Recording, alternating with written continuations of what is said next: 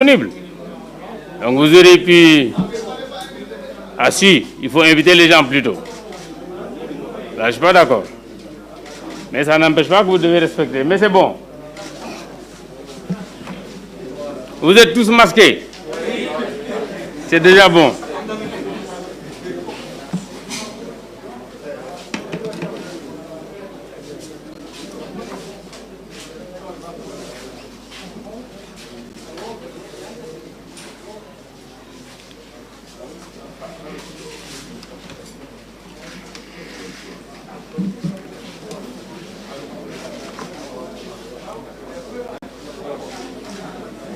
Monsieur le ministre de la Santé,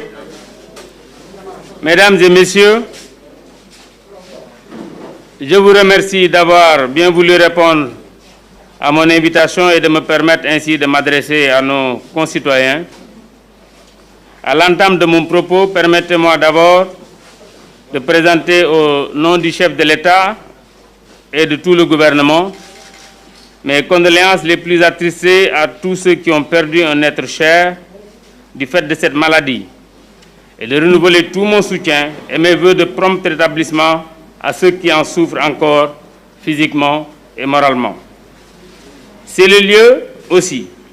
de rendre un vibrant hommage à tous les personnels de santé de notre pays qui, il faut le dire, se donnent corps et âme et parfois même au péril de leur vie pour porter assistance aux personnes touchées par la maladie du coronavirus. Mesdames et Messieurs, le 23 mars 2020, le président de la République, son Excellence M. Macky Sall, avait déclaré l'état d'urgence et instauré un couvre-feu sur l'ensemble du territoire national dans le cadre de la lutte contre la propagation du virus responsable de la maladie du Covid-19. Pour rappel, il s'agissait du début d'une course de fond qu'on venait d'engager sans savoir au préalable combien de temps elle allait durer. À ce jour, nous ne sommes malheureusement pas encore à la ligne d'arrivée parce que le virus continue de faire des ravages à travers le monde, avec à chaque jour son lot de décès et de personnes nouvellement infectées.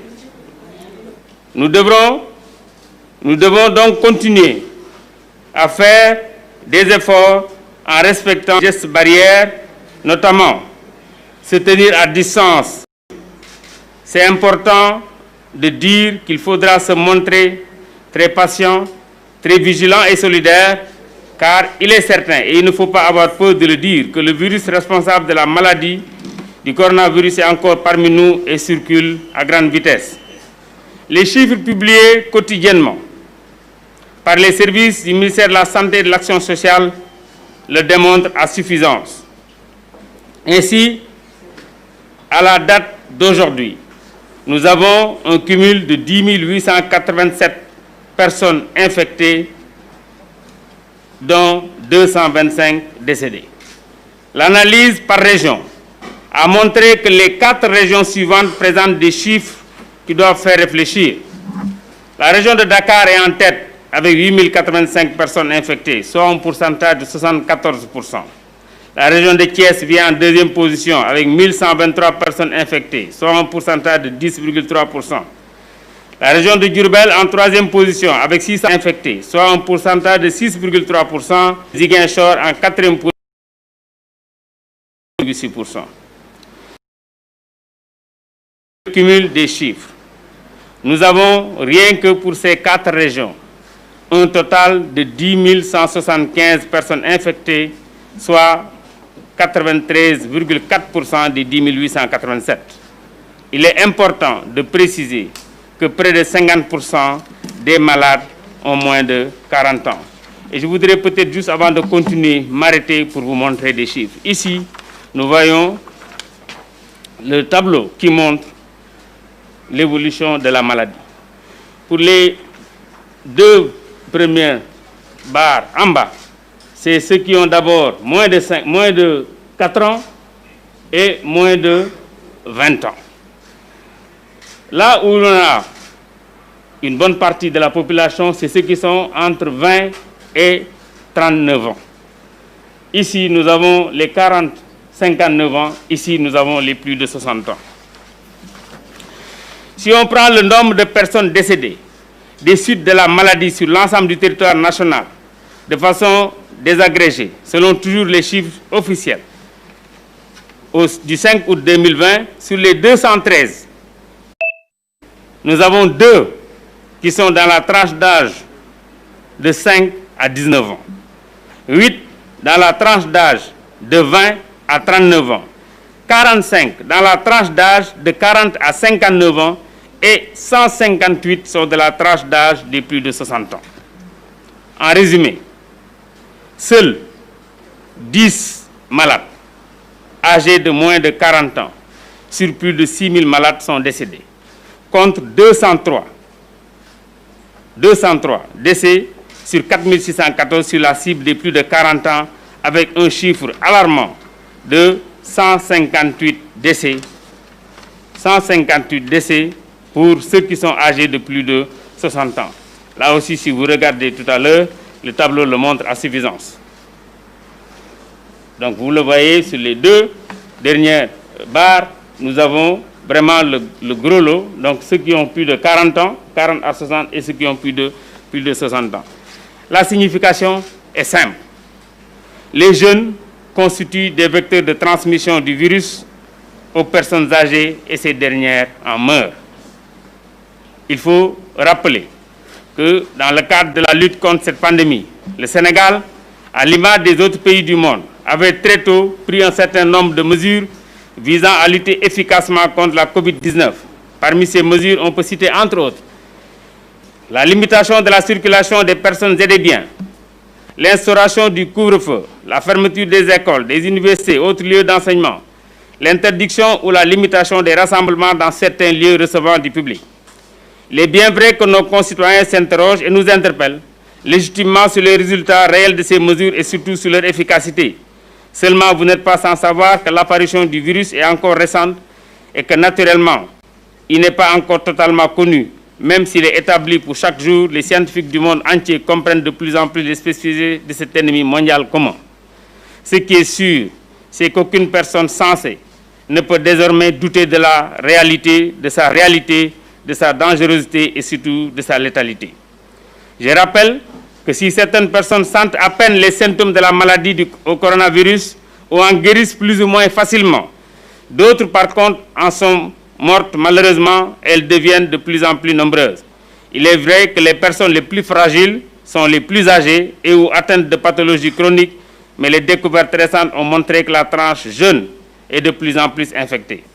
Dès lors, les jeunes sont interpellés, car même s'ils sont souvent asymptomatiques, ils ne constituent pour moi un danger pour eux-mêmes et surtout pour les personnes vulnérables avec lesquelles ils vivent. L'heure est donc pour eux à la prise de conscience et à la responsabilité. L'expérience a montré que partout dans le monde, les mesures barrières appliquées avec rigueur et détermination sont pour le moment la seule arme efficace pour stopper la propagation de cette terrible maladie. Ainsi donc,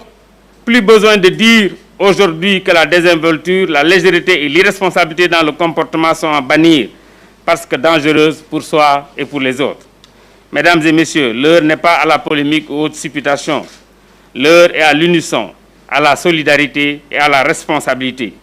Depuis le début, les Sénégalais ont montré avec détermination et abnégation combien il est important d'agir et de réagir ensemble pour faire face à cette pandémie. Cette posture est aujourd'hui plus que jamais d'actualité, parce que l'ennemi est toujours debout, devant nous et prêt à frapper. Malheureusement, nous notons depuis la levée de l'état d'urgence un certain relâchement des populations et un non-respect manifeste des mesures barrières, à la tête desquelles le port du masque et la distanciation physique. Je peux donc dire aux Sénégalaises et aux Sénégalais qu'il est plus que jamais nécessaire de nous mobiliser, de combiner nos efforts et de lutter collectivement et solidairement contre cette pandémie qui, s'il faut le rappeler, constitue un précédent sanitaire dépassant tout ce que nous pouvions imaginer. Il est donc impératif que nous continuions à nous comporter en citoyens modèles, en respectant scrupuleusement tous les gestes barrières recommandés. Arrêtons le déni et la stigmatisation. Cette maladie n'est ni honteuse ni taboue. regardons la réalité en face et agissons en conséquence pour vaincre la Covid-19. C'est ainsi que, faisant suite aux instructions de Monsieur le Président de la République, lors du Conseil des ministres de ce mercredi 5 août 2020 et à la réunion du CNGE, présidée par son Excellence lui-même, hier, je voudrais porter à votre connaissance la prise des décisions suivantes, des mesures suivantes avec effet immédiat. Interdiction des rassemblements au niveau des plages, des terrains de sport, des espaces publics et des salles de spectacle. Interdiction de toute manifestation sur la voie publique, spécialement dans la région de Dakar. Port obligatoire du masque dans les services de l'administration et du privé, dans les commerces, dans les transports. Respect scrupuleux des arrêtés du ministre des Transports relativement au nombre de places autorisées dans les transports en commun. Toute violation de ces dispositions expose son auteur à des sanctions pénales, pouvant aller de l'amende à l'emprisonnement conformément aux dispositions du Code des contraventions. Ainsi, des instructions seront données pour faire payer aux contrevenants une somme forfaitaire entre les mains de l'agent verbalisateur, c'est-à-dire au bureau des contraventions des commissariats de police et des brigades de gendarmerie, comme prévu par les dispositions de l'article 517 du Code de procédure pénale. En conséquence de quoi, et pour que nul n'en ignore, je voudrais insister sur le fait que toutes les dispositions utiles sont prises par mes services en rapport avec nos forces de défense et de sécurité que je félicite vivement au passage pour le travail remarquable opéré depuis le début de la lutte contre la pandémie du coronavirus pour que force reste à la loi. Je vous remercie.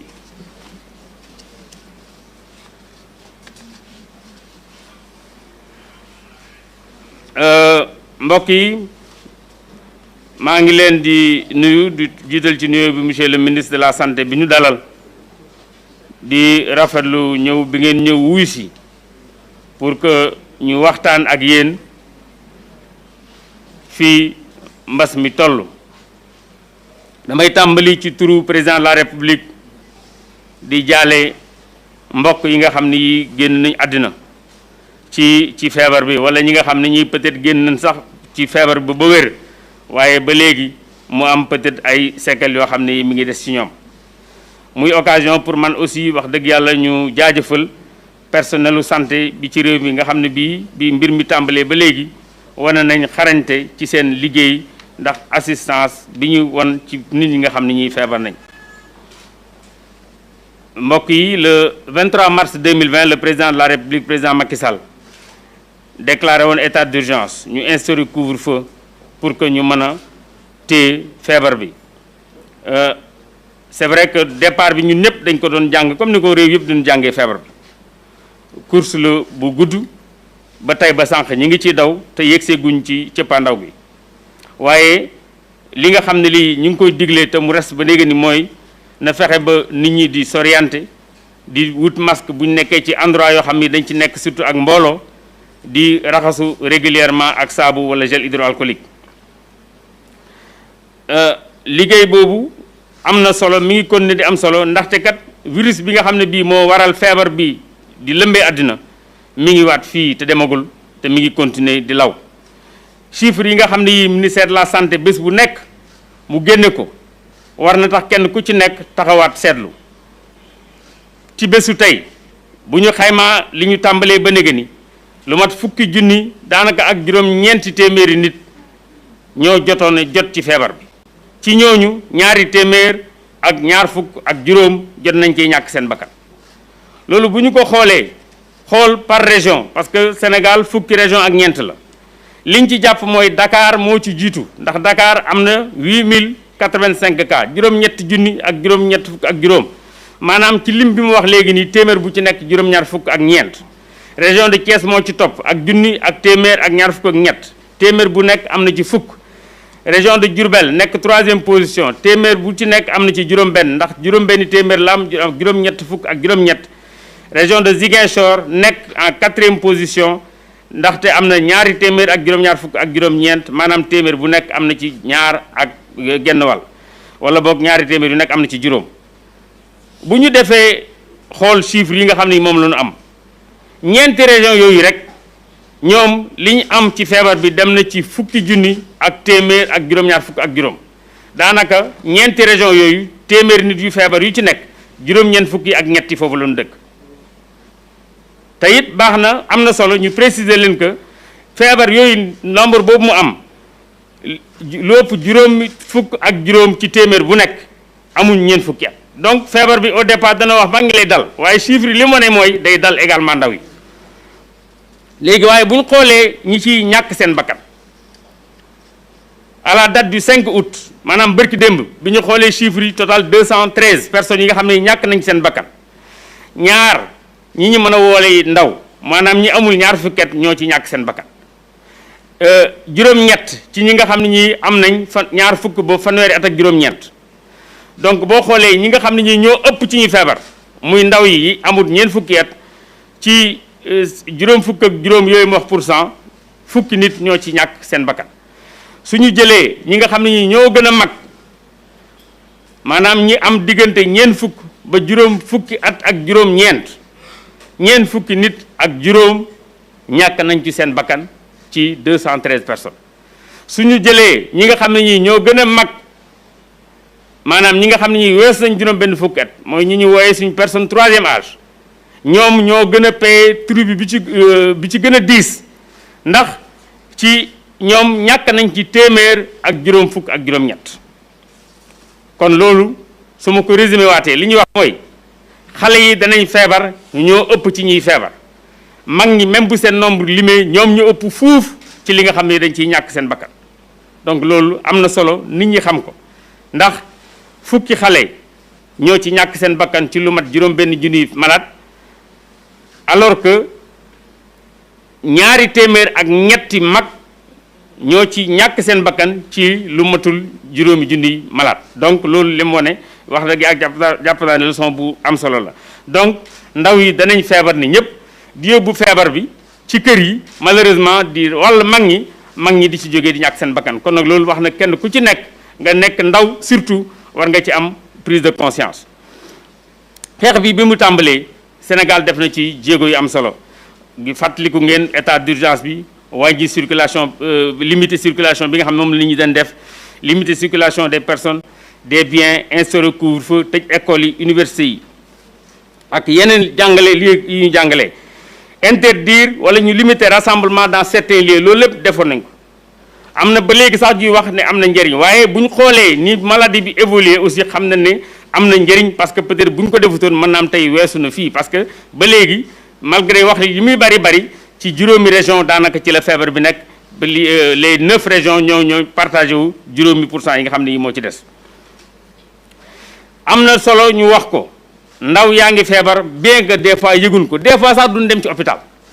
wala boog yàlla may na leen peut-être loo xam ne lii mi ngi ci seen yaram mën nañu faju waaye ñooñu ñoo koy jëlee ci mbedd mi delloo ko ci kër yi mag ñi li ci ëpp boo nekkee yenn mag génnuloo fu bari grand place la ñuy dem ñenn ñiy dem wala jàkka ji wala ci levée du corps wala ci ngénte waaye malheureusement gis nañ ne foofu la ñu koy jëlee buñ delloo ci kër ga ñenn ñi yéex a dem ci hôpital parce que bari na ci ñoo xam ne ñàkk nañ seen bakkan parce que dañoo yéex a dem ci hôpital parce que la veille wala l'avant-veille la ñuy dem hôpital ñu ñàkk fa seen bakkan kon lii dafa war a interpeller ndaw yi parce que ñi ngi feebar interpeller leen parce que ñi ngi wàll mag ñi pour ñu jël ci prise de conscience moo tax fépp koo xam ne fii ndaw dafay daje ñu war fa jël ay mesures yoo xam ne yii dina am solo donc heure bii du ñu nekk di werante du ñu nekk di ñuy polémiquer dañu war a jël ay décisions yoo xam ne yii dana mën a aar nit ñi ci feebar bi. Sénégal nag yàgg nañoo wane ne bu ñu àndee ñun ñëpp mën nañoo xeexandoo te am nañ yaakaar ne dès le départ defoon nañ ko ensemble c'est vrai que remarqué nañ que depuis bi président waxee ne nañu def mesure d'assouplissement yi am na ñoo xam ne ñii peut-être wàññi nañ ci taxawaay bi nga xam ne bii moom la ñu amoon. loolu moo tax conseil des ministres àllarba bi passé 5 août 2020 ak réunion bi président de la république moom ci boppam jiite muy CNGE mooy comité bi géré donc affaire épidémie bi mu def ko démb président joxe ci ay direction yu leer ay ndogal ci la ñuy jël ay décisions avec effet immédiat bi ci njëkk mooy tere nañ bépp rassemblement ci li ñuy wax plage maanaam ci tefes gi parce que ku nekk gis na rawatina ci période tàngaay bi ni fa nit ñi di demee si rawatina nag ci Ndakaaru waaye fépp lañ ko tere tere nañu également rassemblement ci terrain sport yi ci espace public yi ak ci salle de spectacle effet immédiat maanaam bu ñu ko waxee dafay dogal bi day dal di dog tere nañu également toute manifestation sur la voie publique mooy maanaam procession yi ñuy def yépp ci voie publique bi réunion yeeg ngénte yi nga xam ne day génn ba ci mbedd yi dëj yi nga xam ne day génn ba ci mbedd yi yooyu yépp tere nañ ko à partir de maintenant rawatina nag ci région Dakar ndax niveau feebar bi fi mu ci toll. wax nañ également port obligatoire de masque maanaam takk masque amul duñ ci luñ ci négocier ak lu ñu ci laam-laame ci boo duggee ci say bureau boo nekkee ci service administration wala service privé fépp foo xam ne fii mbooloo dafay dugg ku fa dugg ku ne nekkoo yow dong war ngaa def sa masque. ci commerce yi maanaam marché yi ak boutique yi nit ñi dugg également ku fa dugg ku ne parce que takk sa masque moo lay aar mooy aar ki nga xam ne kii moom ngay jàkkaarloo. ci transport yi rawatina transport en commun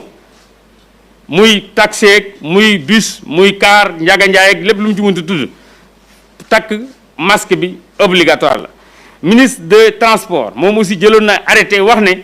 kenn dootul surcharge oto yi maanaam oto yi nga xam ne ay car lañ dina am ay places yi nga xam ne ñi dañ ciy taxaw donc arrêté yooyu dañ ko wax nañ police ak gendarmerie pour ñu respecter ko scrupuleusement rawatina également ci nombre de places yi nga xam ne moom lañ permettre ci transport en commun yi ñuy wax taxi que ça soit clando wala yeneen taxi yi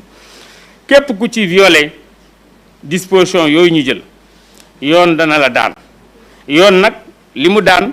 am na amende code des contraventions dem na sax ba tëj kaso am na ci tey ci suba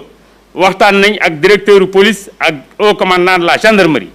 pour que ñu jël disposition yépp pour que contravention yooyu comme ni leen ko yoon permettre ñoom ñu mën ko appliquer. bëggoon nañu wax nag gannaaw jàkkaarloo bi tey que jël nañ suñuy matuwaay